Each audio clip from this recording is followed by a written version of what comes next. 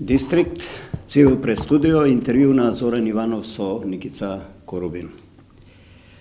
Никица Корубин, магистер по археологија и историја на уметноста, политичар, ако дозволи секако, во мирување, но и политички мощна активна во јавниот живот, главно преку новите алатки на социјалните мрежи, одличен проследувач на политичките и на општествените состојби и, по мое скромно мислење, тврд, убеден поддржувач, поточно поддржувачка на своите ставови или уште попрецизно нагласено принципиална личност. Доволно атрибути за предизвик, за непоследен разговор, за интервју со магистер Никица Корубин. Добре дојдовте во Дистрикт Цивил прес студио. Благодарам на поканата. Збор два за себе, за магистер Никица Корубин. Прочишлав малку по Википедија, ве нема, ќе треба да се потрудите. Во најзабранетата, во наводници, енциклопедија од Ману, исто така ве нема, а оставате, по мое убедување, како што спомнав, сепак длабоки траги во јавниот, па едно време и во иднина, веројатно и во политичкиот живот. Кој е Никица Корубин? Да, вие веќе кажавте во воведот, да, точно, јас сум магистар по археологија, историчар на уметност, се сметам себе си за есеист и колумнист, тоа е мојата страст, пишувањето, анализата, поранешен пратеник или политичар, да, сметам дека занимавањето со политика не е само обавување на функција, туку став кон случувањата, општествените случувања. Точно, не сум некој што се занимава со наука активно и можеби таа неможност на нормален начин или по нормален пат да влезете во општество или да ви биде дозволено, условно кажано, да се занимавате со наука, беше еден од моите главни мотиви зашто и влегов воопшто во политика, односно мојата желба или мојата нетрпеливост кон неправдата да сменам некои работи во... Добро, но историја на уметност, еви и археологија, вашата иницијална професија и политиката, каде ви ја најдете врската или тоа е во карактерот на вашата личност? Сметам дека тоа е индивидуален пристап кон тоа што подразбирате воопшто под политика. За жал кај нас политиката се врзува за партијата и дали сте политичар или не, се мери според тоа дали сте активно вклучен во политиката, во смисла дали сте активно вклучен во некоја партија и дали преку таа партија обавувате некоја функција. Можно ли е како поединец да се функционира политички? Апсолутно. Значи, според мене имањето став за било кој проблем што е практично на некој начин узурпиран од партијата е занимавање со политика. Во таа смисла медиумите се занимаваат со политика. Ке се дозволам вие како новинар се занимавате со политика. Јас со тоа што изразувам некаков став во моментов, а не сум активно вклучена во ниту една партија, сметам дека се занимавам со политика. Граѓанскиот активизам исто така е со занимавање со политика и така натаму. Кога зборуваме за вас и за политиката, мој впечаток ќе ме демантирате, но сепак мислам дека ќе ме потврдите. Не функционирате во љато. Бевте во либерално-демократската партија, имавте внатрешни конфликти околу организацијата, идеологијата или тоа што не трпите шефување, можеби. Простете на грубиот израз. Да, ве разбирам, затоа што тоа е практично начинот на кој функционираат за жал кај нас партиите и не само партиите, било која организација подразбира одредена хиерархија и потребата да ја почитуваш таа. Како инаку би функционирала, би било анархија инаку, нели? Да, се согласувам дека не е спорно дека треба да има хиерархија, меѓутоа таа хиерархија не смее да ја уби индивидуалноста на луѓето, односно луѓето со својата индивидуалност и со својот квалитет треба да придонесат кон квалитетот, ако сакате, на таа организација. Се сметам себе си за индивидуалец, меѓутоа, знаете, и Либерално-демократската партија во која влегов 2009-2010 некоја година, исто така ја смета во тој период за партија на индивидуалци.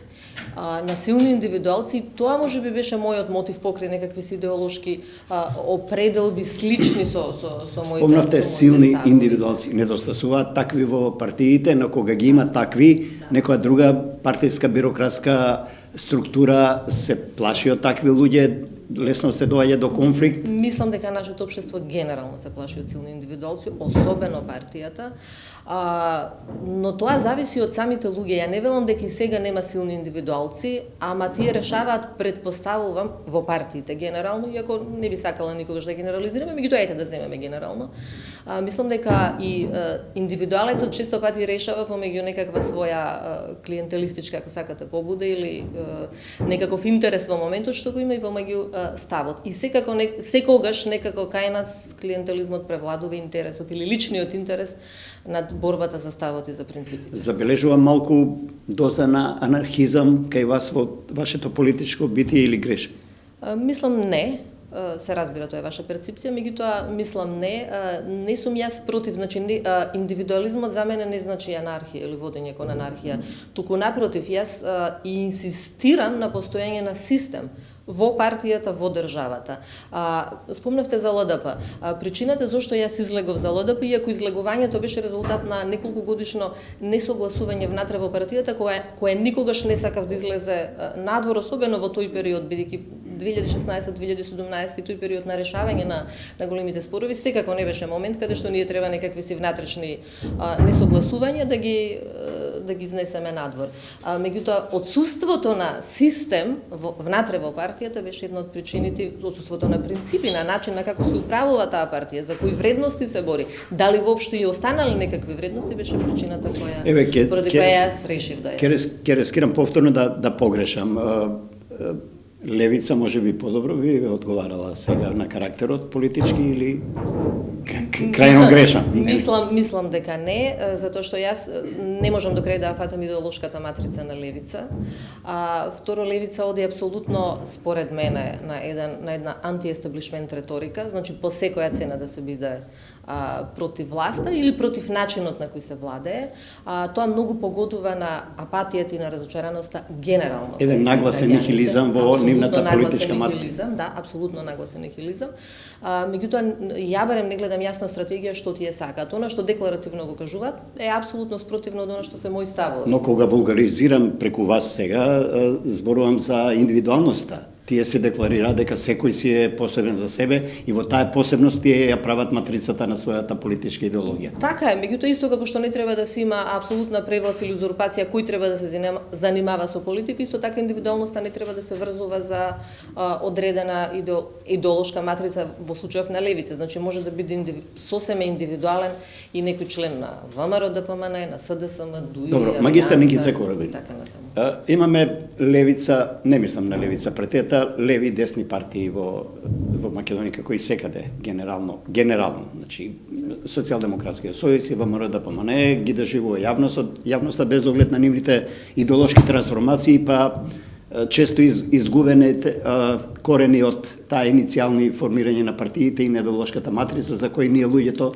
како граѓани се врзуваме поради некој свој карактер, филозофија, погледи на свет и така натаму. Но вие во Либерал-демократската партија се деклариравте, но бидејќи таму сте биле, сега индивидуално вас ви се обраќам и како центар. Има ли идеологија центарот? Центарот има идеологија, се разбира. Исто како што имате левицата и десницата, сега ако го збориме теоретски. Иако, прво да одговорам за тоа, па ќе кажам што мислам за во моментов, зошто нема идеологија никаде во партиите. Се разбира дека има некакви идеолошки репери на центарот и тие се врзуваат за почитување на човековите права. Тие се почитуваат за општество на слободни граѓани, за слободен изразување, слобода на медиуми. Тие се залагаат, например, за секуларноста, што кај нас е уставна категорија, ама како што гледате не е баш многу почитувано од партиите на центарот, вклучително. Може тоа да го препознаем во левите партии, тогаш во Социјалдемократскиот сојуз конкретно, а не во ВМРО. Јас, например, секуларноста не можам во моментов да ја препознам никаде. И тоа е она што, ако земеме еден репер само што би го врзале за центарот, а што точно е, имате вредности кои се преклопуваат во партиите. Меѓутоа, зошто јас мислам дека отсуствува целосно идеологијата? Една е причината зошто практично и партиите малку лавираат, нели, и во одреден период и настапуваат популистички, зависно дали се опозиција или власт. Меѓутоа, мислам дека отсуството на еден вредностен систем во државата ги сведе луѓето да бараат елементарни идеолошки репери, а тие елементарни идеолошки репери се функционално општество, владење на правото, нормална држава, слобода на говор без потреба од етикетирање, слобода на избор, меѓутоа слободен избор и слободен избор што ќе работите во животот, што ќе правите, како ќе функционирате. Отсуството на сите овие работи во сите политички партии нив ги ослободи фактички од било каква Враќам на почетокот на разговорот. Поединци во партиите ги нарушуваат овие вредности практично со... Не, туку отсуството на поединци во партиите, односно на силни индивидуалци, ги нарушуваат овие Мислам на таков тип на политичари внатре во партиите кои концентрираат и употребуваат моќта повеќе во своја корист. Ја употребуваат во своја корист или поединците кои не може на овој начин да го наметнат своето мислење во партијата, решаваат да се повлечат. Ја спомнавте секуларноста според уставот, добро, но тоа не е така во пракса, бидејќи сакат политичарите, поготово кога се и во власт и на опозиција, да се додворуваат до високите црковни великодостојници, затоа што претпоставам мисля дека така ќе налепат повеќе популистички гласови на себе. Вчера денеска прочитав наслов дека изјава на еден висок црковен функционер од Македонската православна црква дека ќе инвестирале во купување на фирма купување за електрична енергија, тоа било дефицитарно, а те имале повеќе пари. Од каде пари на црквата во услови на оваа социјала? Што мисли Никица Корубин? Нели би било подобро да отворат некоја народна кујна или нешто да помогнат на социјала? Да, од каде толку пари на верските заедници? Верските заедници секогаш кај нас, значи без разлика дали е МПЦ или дали е исламската верска заедница, се длабоко врзани со политиката и со бизнисот, и тоа не е никаква тајна. И апсолутно нив секогаш им се простуваат сите, односно им се простува монополот кој сакаат да го имаат врз не само врз своите верници, туку врз учеството во политичкиот живот. Кај нас никогаш докрај не е регулиран законски начинот на кој функционираат верските заедници и нив им е оставена слобода на неплаќање на придонеси, даноци и така натаму, што автоматски не соодветствува со секуларниот карактер на државата, затоа што во секуларен карактер на државата вас ви апсолутно одделена верската заедница од функционирањето на државата. Кај нас тоа го немаме, не само случајот што сега го давате како пример, целиот случај околу Holiday Inn е фактички директно повладување на државата на интересите на верската заедница, за нејзини интереси кои никако по дефиниција не би требале да бидат интереси на една верска. Добро, ајде да протолкувам јас дека доколку црквата се обиде да увезува струја, ќе ја дели бесплатно на социјално загрозените, можеби тоа им е мотивот, се шегувам, се разбира. Се сомневам. Поминавме во овие 30 години независност, вие сте биле премлада во тие премрежија, веројатно, но низ многу трауми не успеавме да создадеме, можеби најмногу поради политиката, политичките субјекти, веројатно тоа било мотивот вие да излезете барем на кратко од политиката или од таа средина што се доживувала себе како моќна политичка партија која решава за власт или за опозиција. Преспа исто така беше голема травма. Што мисли Никица Корубин? Ни требаше преспа, ни требаше промена на името, ни требаше таква травма? Знаете, сметам дека не треба да го доживуваме како травма, нешто што е наша превземена обврска, значи на државата уште во 95-та година со резолуциите 817, 845, времената спогодба и со едноставно со неможноста вие на кој некој начин да влезете во... Запрете малку. Ви благодарам прво што подсетивте на времената спогодба на резолуциите. Цели 2 години преспа е тема во јавноста. Никој, ниту политичарите, ниту, мислам дека и медиумите, слабо се навраќаат на тие корени од каде потекнува сега и преспа и новото име на државата, која всушност и по мене, признавам, не е ново име, туку е една, навистина, тука сме каде што сме, ако некој ги именувал страните на светот такви какви што се. Така е, точно, во право сте. И кажа во една прилика дека главниот виновник, јас во моментов, зошто Преспанскиот договор и целата генеза на проблемот не е комуницирана со јавноста, објаснета на јавноста, ја наоѓам кај власта актуелна. Со тоа не ги амнестирам дека претходната власт не требала тоа да го објасни, иако и претходната власт апсолутно ВМРО ДПМН активно преговараше за името. И тоа е добро. И добро ќе беше ако го реше и тие името. И добро ќе беше било која претходна влада да го реши спорот со името. За мене е проблем што толку доцна се чекала на решение на спор кој на крајот, сршта, содржината на Преспанскиот договор е пресликаните барања на Република Грција во времената спогодба. И промената на членовите во Уставот се однесуваат потполно на истите барања. Тоа се непроменливи. Само се бираш, извинете, име кое највеќе ќе одговара и кој ќе одговара прво највеќе и на географската положба, и на историјата на Македонија, и на крај сметам дека целта која цело време некако овие 30 години или 25 години, затоа што ние имаше најразлични, двојна формула, ќе се содржи името Македонија или не, мислам дека беше клучно да се сочува името Македонија. Да, подсетивте, не љуби многу. Вие сте, пред да отворам другата тема, голем фан на Европската Унија, на тие вредности, дури и потребата и Македонија еден ден, нели, конечно да стане равноправна членка. Но таа Европска Унија 92 година, не знаат помладите, ни го избриша скрос името Македонија, апропо кога зборуваме за ова со Преспанскиот договор. Веројатно и тоа малку не објаснето е во македонската јавност, веројатно и травмите така се доживуваат и можам да замислам, или колку сме информирани, вие можеби ќе ни помогнете, какви се па травмите во Грција, затоа што постои држава со име Македонија и народ со име македонски. Знаете, точно на што велите Европската Унија. Ние цело време зборуваме како да е спорот со Република Грција, односно како да беше, бидејќи е минато спорот со Република Грција, билатерален спор. Не е билатерален спор и никогаш не бил билатерален спор. Тоа е спор кој се води и се водеше под покровителство на Обединетите нации, што значи дека за Добро, тој став... иницијално е билатерален спор. Иницијално е билатерален спор, односно Грција го инициира. Го интернационализира. Тоа е клучното. Затоа што ние никогаш не сме воделе директно со Република Грција преговори без покровителство на Обединетите нации. И ставот е на Обединетите нации. И тој став за времената референца и сегашниот став, односно дефинитивниот договор, дефинитивниот Преспански договор. Така што мислам дека се остави многу простор и ја не ги обвинувам луѓето, граѓаните едноставно немаат информации.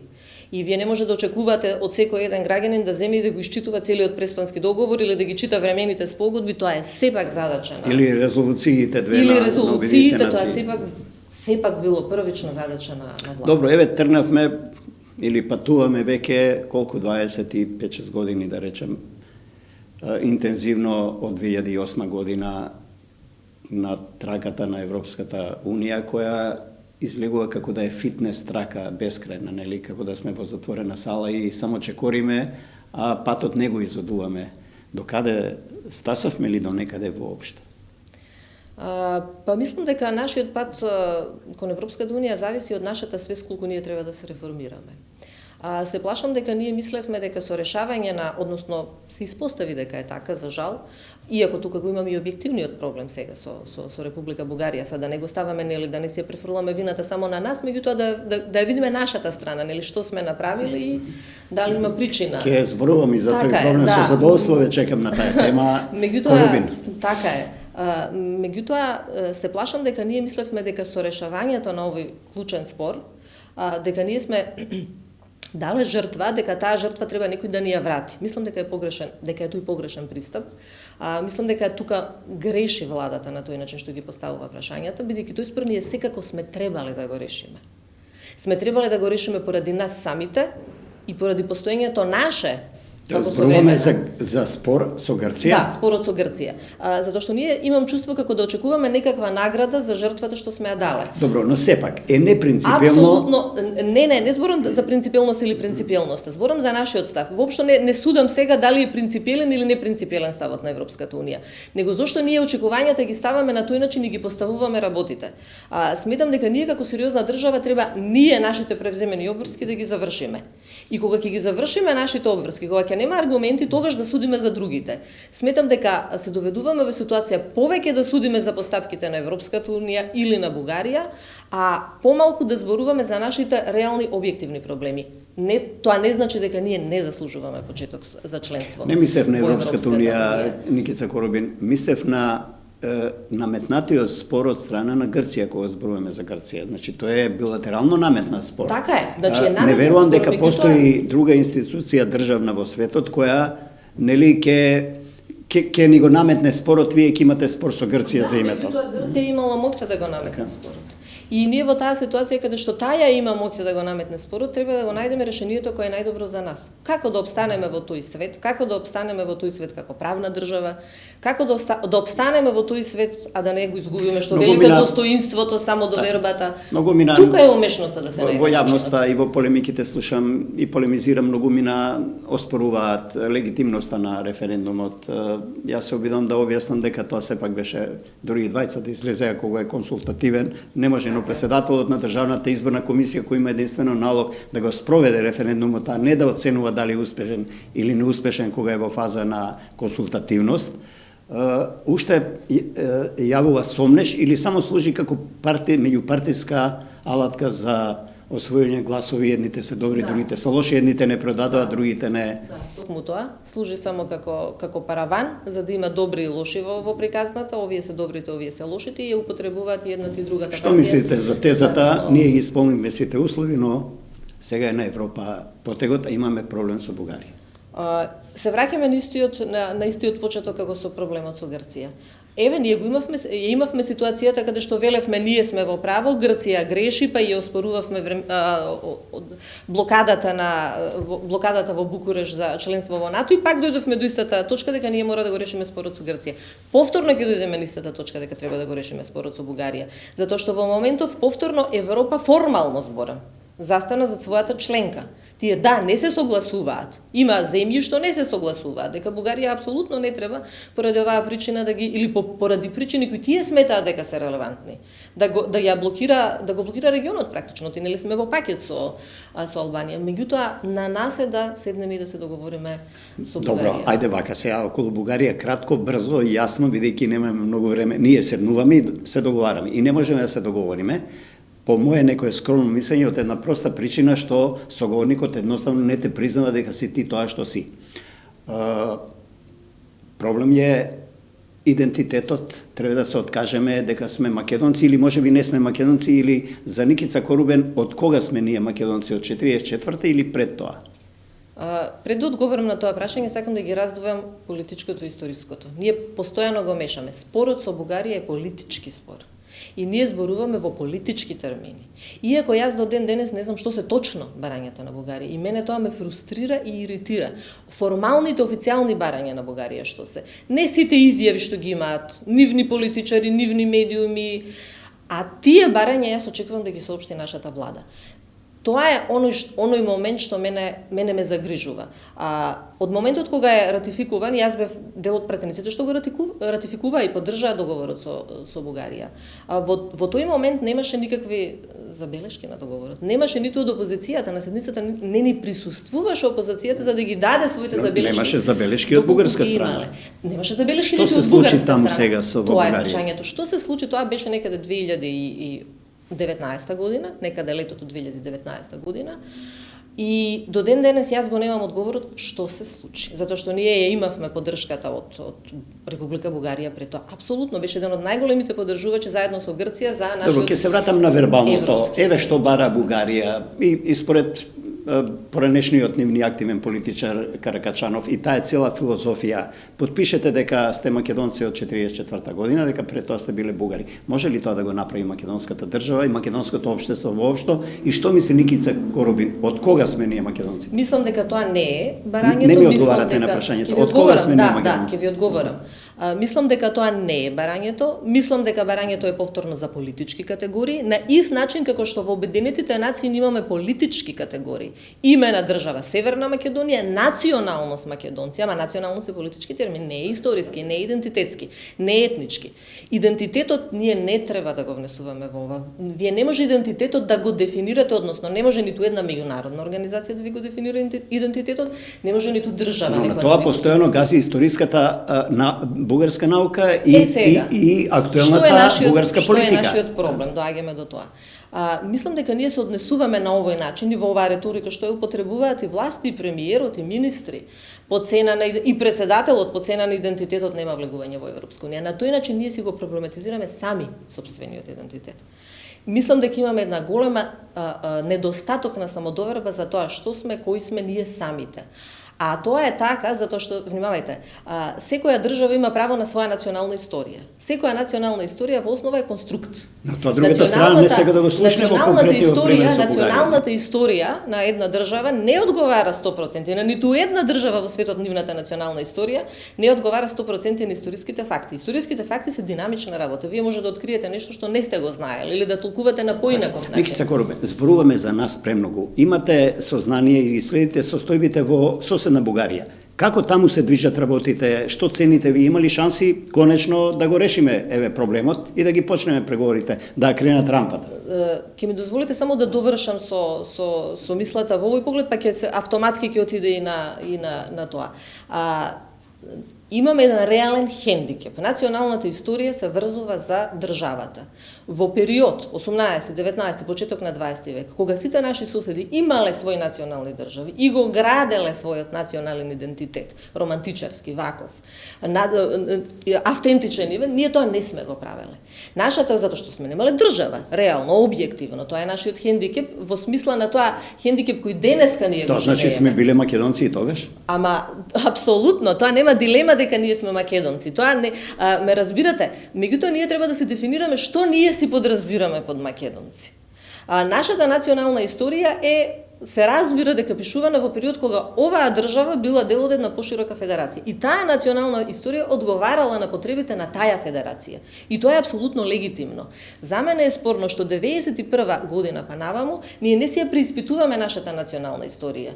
И ние и пристапуваме на нашата национална историја со предрасуди. Значи, или си словен, или си антички македонец. Ама сите тие словени антички македонци се конструкции на современата историја. А ние треба да напишеме наша национална историја, каде што ние ќе се пронајдеме себе си, што сме, како сме и докаде оди. Времето ужасно брзо ни истекува и се надевам дека повторно ќе се сретеме овде во дистрикт, но кога зборуваме сега за македонско-бугарските односи, ве прашав, гледате ли излез од ситуацијата од бугарска страна сега?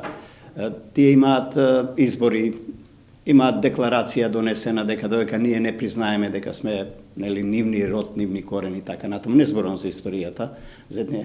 И какво е вашето толкување што државата Бугарија, например, 3. март ми се чини Сан-Стефанскиот договор, го чествува уште како државен празник, кога ова парче земја припаднало во рамките на тогашна Бугарија, па потоа во август по неколку месеци доаѓа Букурешкиот договор, но тој не го прославуваат нормално, дека тоа е пораз за нив. Преоптоварено ли бугарското општество со таа историја и со славење на датуми кои се пропаднати историски и нелегитимни во меѓународната заедница? Во таа смисла зборувам. Нема општество, јас мислам, барем на Балканот, што не е преоптоварено со историја. И тешко е, се разбира, за нас е уште потешко. Со цела историја, не само современа и подамнешна историја што имаме, и заедничка историја. Немаме ние заедничка историја само со Бугарија, немаме заедничка историја со Грција, со Албанија. Со Србија нешто подоцна, зборам, ако сакате зашто припаѓаме на тој источно-медитерански културен комплекс. Тука е некаде границата. Како сега актуелно го цените? Меѓутоа, да, актуелно, мислам дека Бугарија веќе не фактот како го цените актуелно од темата историја, гледаме дека трансформира Бугарија во темата човекови права, бидејќи не ги разбираат во Брисел наводно што значи тоа Гоце Делчев или Самуил, но дај да видиме што е со бугарите во Македонија. Што мисли Никица Коробин, онеправдани се бугарите во Македонија? Јас тоа го разбирам на начин дека и Бугарија се обидува некако да го затвори овој спор на минимум рационален начин. Притисната е малку сепак од меѓународните фактори Брисел, Вашингтон. Веројатно да, затоа што или смешни, пресмешни им се темите историја кога на тема интеграција.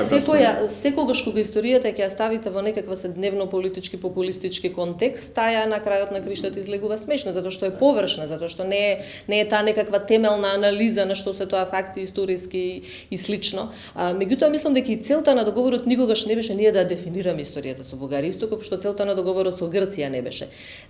некако се наметна темата, ние малку ја изфорсиравме, треба да се најде еден разумен, разумна, рационална формулација од двете страни. Од двете страни, што од една страна ќе ги задоволи, ете да кажеме, стравовите, така да се изразам, што ги има Бугарија, а од друга страна нас ќе не ослободи од оваа идентитетска криза што сами си ја политизациите да се тргнат од двете страни. Така, треба да се најде формулација и таа формулација да доживуваме како политичко, а не историско решение. Никој никого нема да спречи историчар македонски и понатаму да се занимава со која сака тема.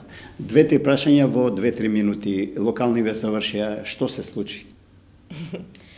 Се случи нешто што се игнорираше уште на парламентарната. Прашањето се извинувам е што се случи затоа што никој не предвидуваше ни толку мала излезност, ниту вакви точно така. Драстично големи резултати на конто на позитивни на конто на опозицијата. Добро да помане, така е. Мислам дека се случи неизлезност и тоа ги определи.